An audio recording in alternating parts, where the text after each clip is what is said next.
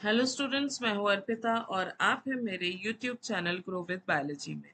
आज हम MCQ series में अगला टॉपिक लेके आए हैं जो है पार्टिकल बम्बार्डमेंट मेथड। तो कुछ क्वेश्चन सॉल्व कर लेते हैं। तो पहला क्वेश्चन है, particle bombardment is also known as, इसका दूसरा नाम क्या है? तो इसका दूसरा नाम है biolistic. Electroporation, micro injection, lipofection, ये दूसरे मेथड्स है। पार्टिकल बम्बार्डमेंट का मतलब है biolistic. Second question, which particles are commonly used in biolistic? कौन से मटेरियल को हम कॉमनली यूज कर सकते हैं? इसमें सारे मटेरियल्स को अगर आप कंपेयर करें तो आप देखेंगे कि इसमें से गोल्ड और टंगस्टन जो है ये नोबल है, इसमें कोई रिएक्शंस नहीं होते हैं, नॉन रिएक्टिव इनर्ट है, इसीलिए बायोलिस्टिक्स में हम गोल्ड और टंगस्टन यूज करते हैं। तो करेक्ट ऑप्शन होगा option A. Particle bombardment is mainly used for, किस लिए हम यूज करते हैं? Cell counting, DNA sequencing, protein purification या जीन ट्रांसफर। तो हम यूज करते हैं इसको जीन ट्रांसफर के लिए। The gene gun was developed by, ये जीन गन हम डेवलप किसने किया था? ये जीन गन डेवलप्ड किया था जॉन सैनफोर्ड ने। Option A. DNA is coated into, DNA को किसके ऊपर कोट किया जाता है? तो डीएनए को कोट किया जाता है मेटल माइक्रो प्रोजेक्टाइल्स पे।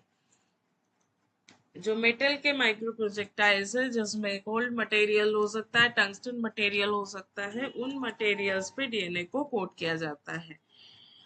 विच plant parts are frequently transformed by biolistic? कौन से प्लांट पार्ट्स में हम इजीली ट्रांसफॉर्मेशन कर सकते हैं बायोलिस्टिक मेथड यूज करके? तो ऑप्शन है मोनोकॉट प्लांट्स पे। Particle bombardment can transform, particle bombardment किस चीज को ट्रांसफॉर्म करता है या किसको ट्रांसफॉर्म कर सकता है? प्लांट, एनिमल, सिर्फ प्लांट्स, सिर्फ बैक्टीरिया? तो ये इजीली प्लांट्स और एनिमल्स दोनों को ट्रांसफॉर्म कर सकता है। The driving force in a gun, gene gun is usually, कैसे, कौन सा फोर्स से ये रन करता है? ये हाई प्रेशर हीलियम से ही रन करता है। तो ऑप्शन होगा option A. Gold particles are preferred because they are, तो ऑप्शन है आपके पास less toxic, cheaper, magnetic, coloured. तो इन सब में से आपको इजीली समझ में आ रहा होगा कि गोल्ड पार्टिकल्स जो है वो बहुत इनर्ट होता है, नॉन रिएक्टिव होता है, इसीलिए ये लेस टॉक्सिक है, इसीलिए इसको यूज किया जाता है। नेक्स्ट आते हैं biolistic bypass, the need for, biolistic कौन से मेथड को बाईपास करके आगे बढ़ सकता है? तो बायोलिस्टिक मेथड जो है ये बायोलॉजिकल वेक्टर्स को बाईपास कर सकता है। माइक्रोस्कोप्स तो हमको इसमें लगेंगे ही, पीसीआर हमको नहीं लगता है, इलेक्ट्रोफोरेसिस भी इस स्टेप में आता ही नहीं है। तो जिस स्टेप में हम ये क्या पढ़ रहे हैं, हम पढ़ रहे हैं जीन ट्रांसफर करने का एक मेथड जिसमें हम नॉर्मली क्लोनिंग वेक्टर्स की बात कर रहे हैं। तो उन वेक्टर्स के जगह पे आप बायोलिस्टिक में डायरेक्ट सेल पे अपने डीएनए को ट्रांसफर करा सकते हैं। Particle bombardment is a dash method, ये डायरेक्ट जीन ट्रांसफर है, इनडायरेक्ट जीन ट्रांसफर, क्लोनिंग या सीक्वेंसिंग? तो ये डायरेक्ट जीन ट्रांसफर मेथड है, जिस सेल में आपको ट्रांसफर करना है आप उसी सेल में डायरेक्ट डीएनए को डाल सकते हैं। तो ये डायरेक्ट जीन ट्रांसफर मेथड्स में आता है। The target tissue is usually placed in A, target tissue को हम कहाँ प्लेस करते हैं? टारगेट टिश्यू को आप वैक्यूम चेम्बर में प्लेस करते हो। आपको याद होगा अगर मेथड, तो एक चेम्बर बनता है जिस चेम्बर के अंदर आपका सेल होता है और ऊपर से वो बायोलिस्टिक हाई फोर्स से आके हिट करता है। तो वो जो चेम्बर है वो चेम्बर वैक्यूम का चेम्बर होगा, बाकी कोई भी इंक्यूबेटर वगैरह रहेगा तो उससे सेल मूव करेगा, तो सेल मूव करने से उसके टारगेटिंग में प्रॉब्लम होगा, इसीलिए वैक्यूम चेम्बर में उसको फिक्स कर दिया जाता है। The major advantages of biolistic is, biolistic का सबसे मेजर एडवांटेज क्या है कि इसमें plant cell, animal cells, broad cell range पे ये काम कर सकता है। तो ये है वाइड होस्ट रेंज पे ये काम करता है।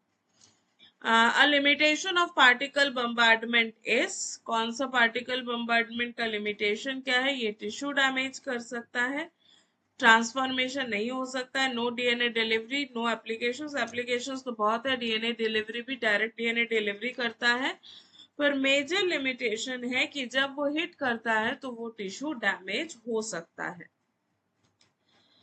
Question number 15, biolistic is commonly used in producing, किस क्या प्रोड्यूस करने के लिए यूज करता है? ट्रांसजेनिक प्लांट, जहाँ पे आपने अपने डीएनए को उसमें ट्रांसफर कर दिया है।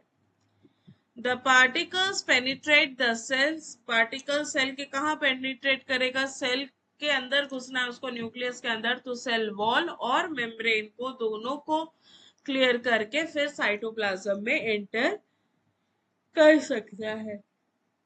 याद रखिए यहाँ पे हम सेल वॉल की बात कर रहे हैं, प्लांट सेल में सेल वॉल होता है, तो सेल वॉल और सेल मेम्ब्रेन दोनों को रप्चर करके वो साइटोप्लाज्म में पहुंचता है। Which crop has been transformed using biolistic? Biolistic के द्वारा मेज क्रॉप्स में रिएक्शंस देखा गया है, बहुत ही हेल्दियर क्रॉप्स, बहुत अच्छे पॉजिटिव रिजल्ट आपको मेज क्रॉप्स में मिला हुआ है।